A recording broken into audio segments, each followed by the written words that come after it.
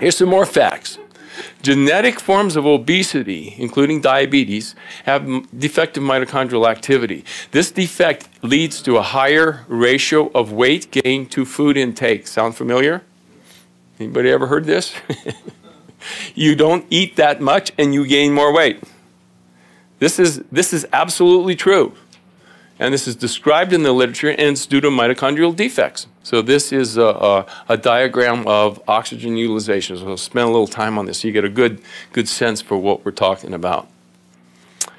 This is the cell. That's one of the mitochondria. How many mitochondria in that cell? About half that cell is filled with them.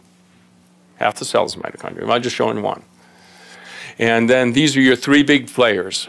Glucose, which is sugar, fat, and oxygen. That's our players. Because what's going to happen is the oxygen oxidizes the fat in here, and the glucose, all this stuff gets in there, all these three guys get in there, and oxygen utilization, bingo, out pops energy.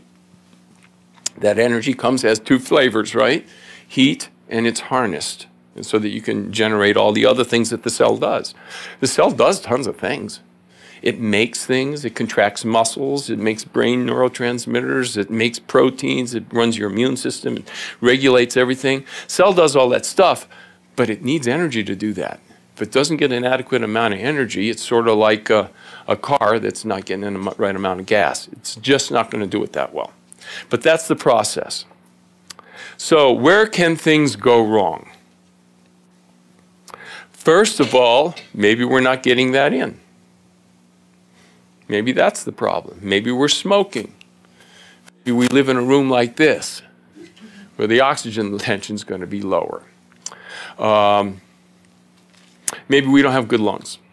Maybe we don't breathe well. You know, when you're stressed out, you tend to not breathe well. Did you know that? Yeah.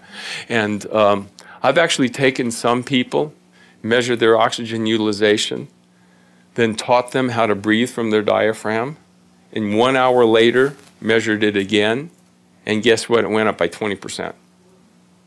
Just by teaching them how to breathe. Simple little thing that normally you don't think about. Most of us, you watch yourself, when you're under stress, when you're really concentrating, you know, when I'm like got my computer and I'm just trying something out here and I'm really thinking this through, I'm not breathing. When I'm taking your golf stroke, if you're not breathing, you're focusing on it, you're not breathing. So take a look at what you're doing with breathing. Got a whole chapter on this in the Bursting with Energy book. But that could be a problem, stress and not breathing correctly. Or you could have asthma. There's a lot of variation in lung capacity, you know.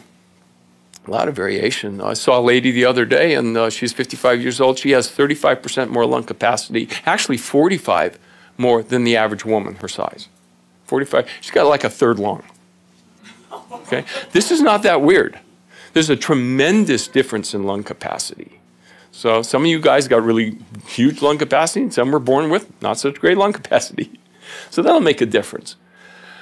But usually the big problem here is this one here, circulation. The older you get, the more jammed up your circulation gets, like Dr. Edwards was telling you. It just doesn't work so well. The arteries get hard, you don't have enough nitric oxide, blah, blah, blah, and you can't actually get the oxygen in. So that would be one of the issues. But let's assume all that's doing okay. Now we got one of the players in here. Now all we ought to do is get the other two in there. So next one would be fat. Now, this whole fat thing is when you eat something, you're not designed to live off what you're eating. You know that. If that were the case, you'd be a cow. Okay? No, you're designed to eat something, store that, and then feed off your storage until the next time you killed the deer or whatever it was you're doing. Okay? Go to Safeway, whatever it is. So you eat stuff, it gets put on as fat, and then you live off that fat. You break down that fat to get energy, unless you don't. A lot of people have quite a bit of difficulty going from there to there. A lot of difficulty. This ability to break down fat is not automatic by any means. You can put it on, But to take it off and break it down and get it here, there's a whole bunch of processes that has to go on. There's a lot of enzymes involved. There's a lot of transport.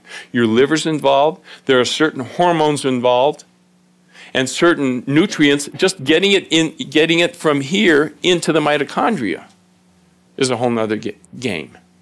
So there's a lot of things that can go wrong in getting fat down into the mitochondria. We don't see the same problem with glucose. Glucose can pretty much get in there pretty much automatically. But fat's another problem. It just doesn't get down into the mitochondria for a lot of people very easily at all.